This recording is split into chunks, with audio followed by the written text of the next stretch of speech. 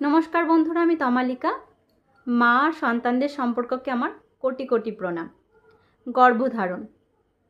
যখন থেকে গর্ভে ধারণ করলাম আমি তারে, বমি আর অরুচিটা সঙ্গ দিল আমারে। 5-6 মাস পর থেকে সে নড়াচড়া করে, পেটের মধ্যে কার সাথে যেন মারামারি করে।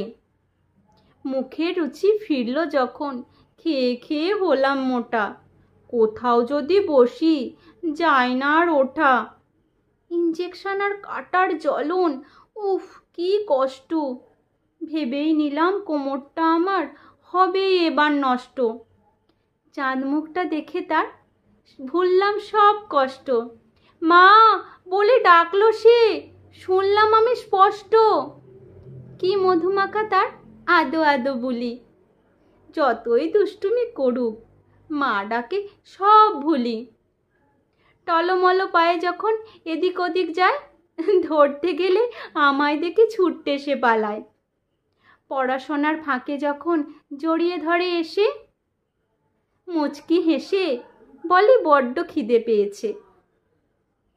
একলা যখন ঘরের কোণে বসে ভাবি আমি, এই মুহূর্তটা আমার কাছে হীরার চেয়েও দামি। নমস্কার।